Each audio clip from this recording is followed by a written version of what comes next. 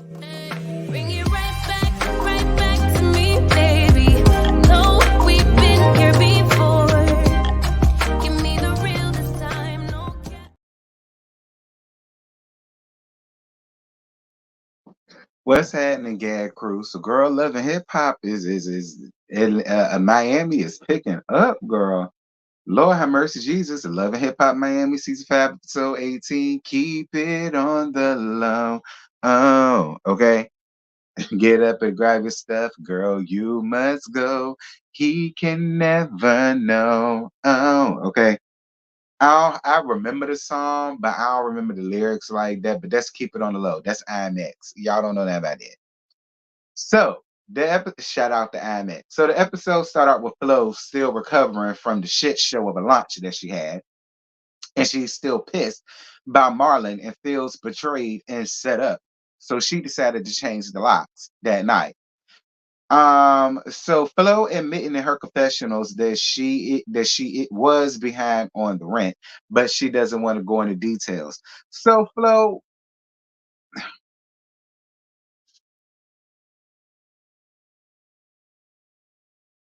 so basically you and Marlon ain't got nothing. So what the hell is you and Marlon doing with y'all money? He ain't had nowhere to. He ain't have a pot to piss in, or window, nor window, nor door to throw it out of, because he was sleeping down to the restaurant, and you couldn't even keep up the payments down to your little cosmetic shop. So, like, see, this is what happens when boys and girls, ladies and gentlemen that won't ever want to get on reality TV. This is what happens when you get up here and showboat and thinking that you stunting on bitches on reality TV. And if you ain't got it like that, you are gonna come out looking like the fool every single solitary damn time. You go come out looking like Flo's ass. That's why it's always best to just be damn honest. It's always best to be honest. Don't try to make it as if you got it like that when you don't got it like that.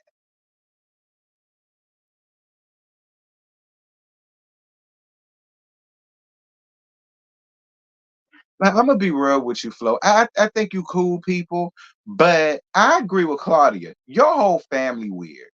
I'm just gonna call it the way I see it, Flo. You kind of weird. Gael is weird. Your mammy weird. Marlon weird. Like y'all just a bunch of damn weirdos around there. I'm gonna be honest with you, Flo. Like y'all just a bunch of damn weirdos around there. The whole damn family. Like I agree with Claudia down to the end of this thing. We're gonna get there. Moving on. TWD in the studio with his son, and he says, as long as he graduates, he don't mind helping him out. And he's gonna allow him to perform down to his 305 50th anniversary of hip hop or whatever. I don't know, some Miami shit that they have around there. He's gonna allow him to perform there. Which, like I said, I'm fine with it. I feel like that's a fair compromise, so long as you finish school, nigga, because you got a whole damn semester left. So I agree. So long as you finish school, yeah, I go in the studio. But I'm gonna tell you right now, you, sir, sound no different than none of these other little young whippersnappers out here. There's nothing different about you. So I mean, don't expect for me to go out here and bag out. That's it. Don't expect me to buy your album. Don't expect me to, do all of the things that I mean, you cute and everything, but you sound very ordinary like everybody else. I'm just gonna be honest with you, son.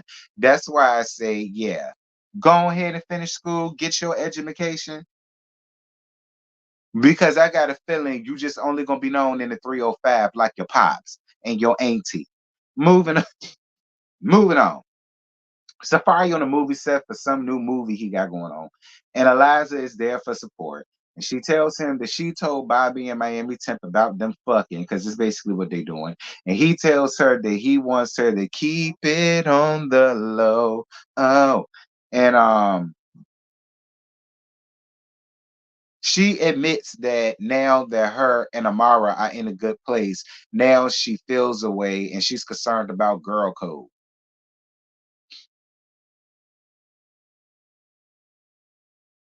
You know,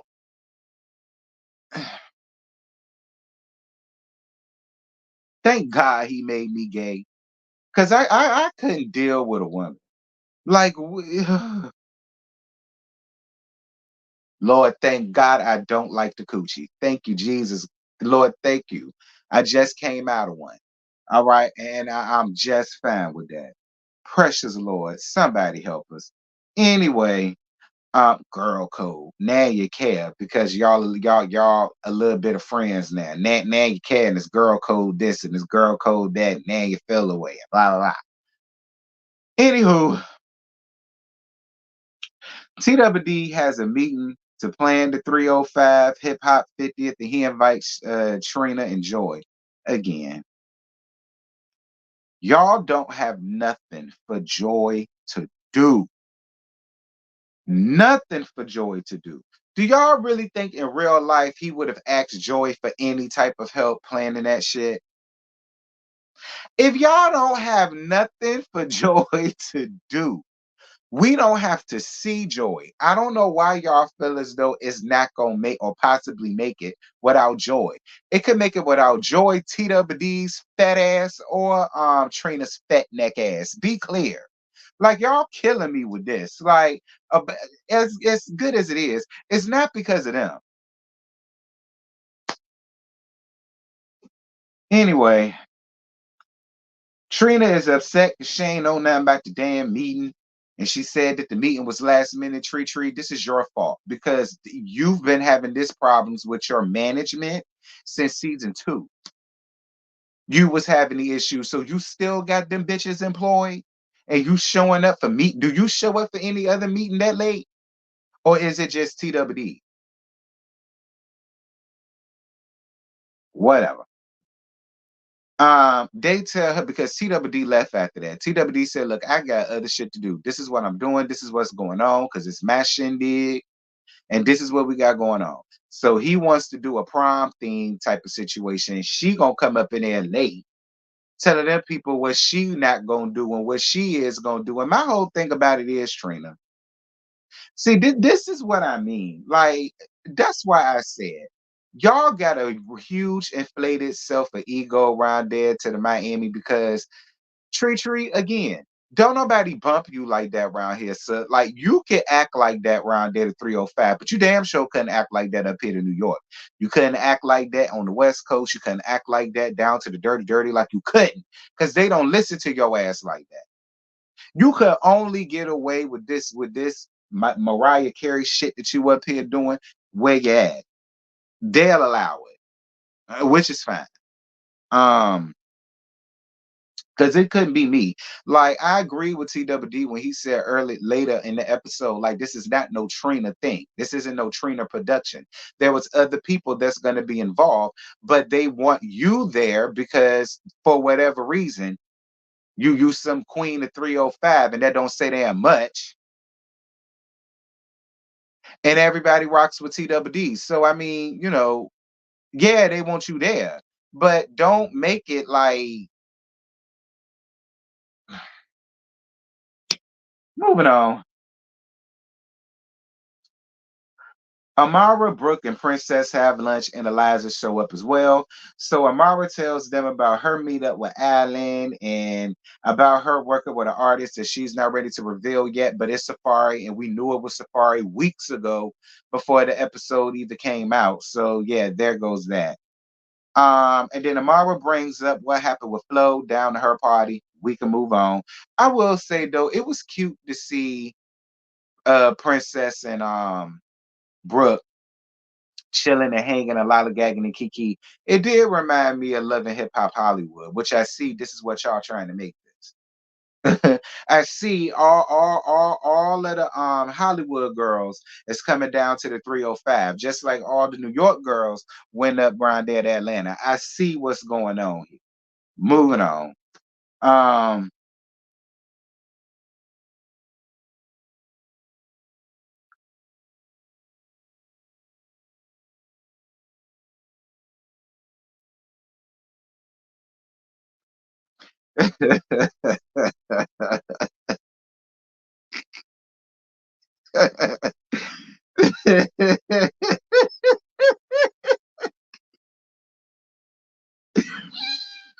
Lord have mercy, Jesus. Like Big D, I'm so ready to read your ass down. This ain't even your scene yet.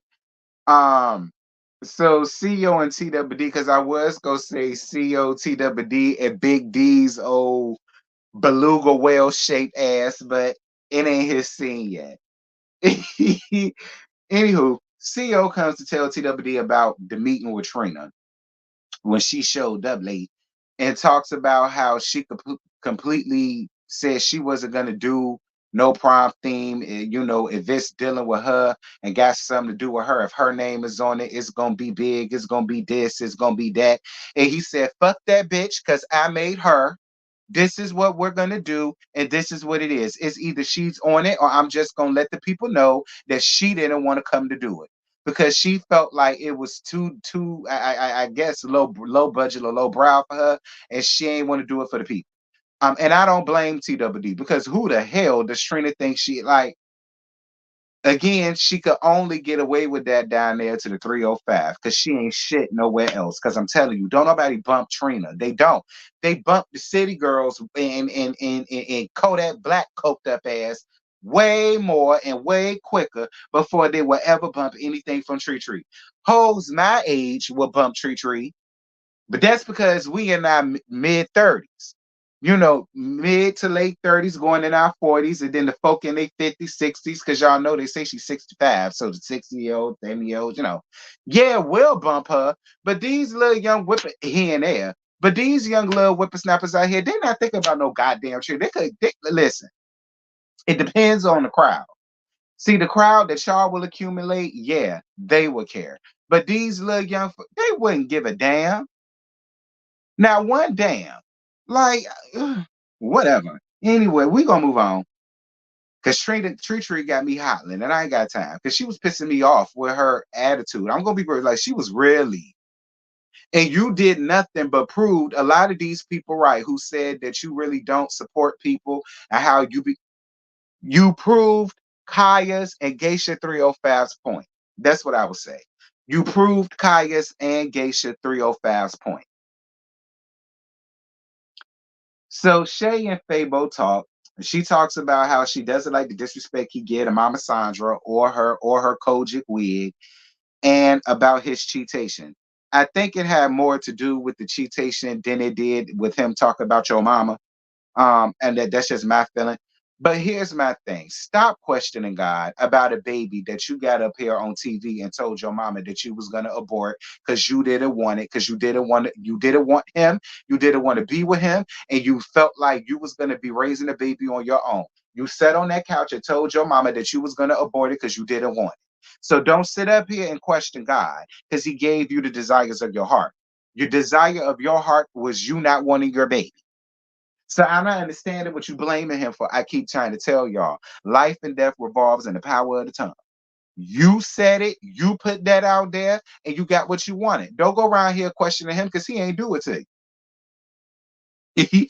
He ain't do it to you. Don't get mad with him. Do not get mad with him. Ask your ass gonna receive. What you mad for? It's no way that you go sit over here and question God about a baby that you got up here and said that you ain't want. What you questioning him for? One would think you would be happy. Moving on, because I know God's sitting up there. Wait a minute, daughter. This ain't got nothing to do with me. Nothing to do with me. Don't put God in that. Moving on. I hate when people do that. Don't be putting God in the middle of your shenanigans, girl. Moving on. I ain't appreciate that, neither did God. So Ray J, Safari, and Marcus Black hang out, and he tells them about his situation with Eliza, even after he swore her ass to secrecy. But according to him, telling his boys is different.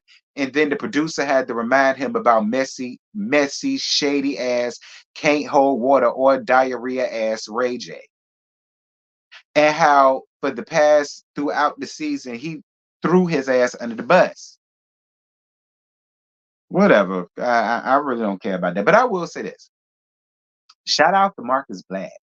All right, Marcus has changed a lot. You know what I'm saying? Like I remember when he was on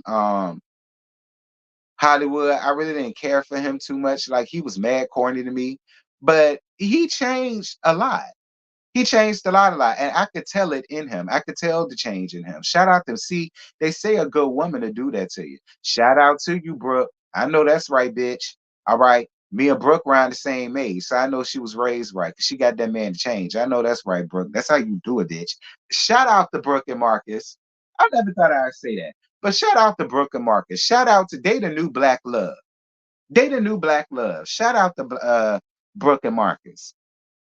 Marcus, you looking real good these days too, son. I'm just gonna say, like, I ain't never really looked at you twice like that when you was on uh Hollywood, but the new one improved you.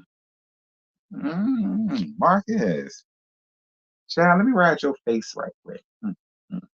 Shut up, nigga.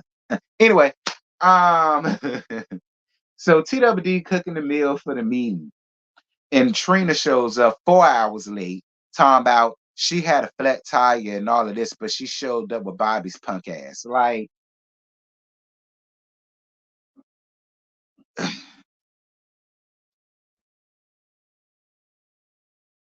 what the hell was Bobby there for? Like, it was moving on. Flo goes to see Claudia. Claudia admits that she was the one that basically gave her the 10K that she needed to pay the back rent down to, I guess, the shop that she has. And she was the one that spilled the beans to Hot Topic. And that's how Hot Topic found out about that she was late on her rent. And that's how she got her cousin, Bernice from South Beach Tow. Shout out to Bernice. That's how she was able to get the information. I don't feel bad for you, Flo. Normally, I don't go up for that espionage type shit, but I don't feel bad for you, Flo. I gotta be honest. I don't feel bad for you at all. I don't. You really got up here and played this girl on national TV, and when she played your ass back, now you can't take it. Now you're the victim. I agree with her when she says you're not a victim, and you're not a victim. You're not a victim, Flo. Like, stop it. You got what you got because of what you did to her, and I'm not mad at it. She had to deal with you, your crazy ass mammy, your crazy ass sister, crazy ass Marlon. I told y'all, all of y'all just wrap y'all up in one big burrito of craziness. Oh, okay. One big burrito of craziness. All of y'all. Like, I ain't mad with her. Normally, I don't go up for nothing like that, but I ain't even mad with her. I ain't mad with you. It is what it is, Claudia. You did your big one, in my opinion. Because I don't feel bad for Flo, because she a play lesbian. And y'all know how I feel about that. Like,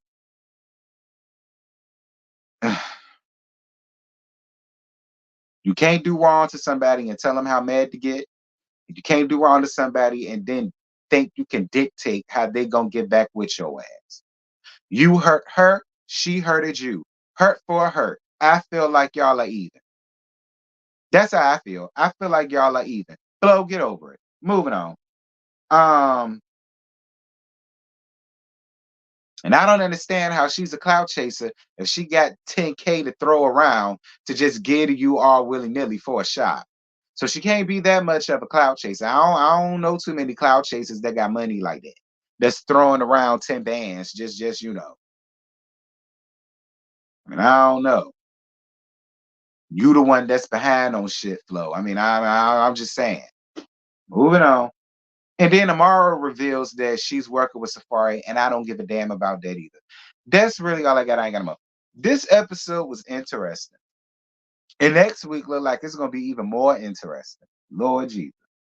But y'all drop down in the comments. Y'all let me know what y'all thought about I know. I'm late. I'm late. So y'all could just expect to get the rest of Love and Hip Hop Miami's on a Friday. Okay. This just a designated day. Okay. So whatever. Y'all drop down in the comments. Let me know what y'all thought about it. And I'm gone. Bye.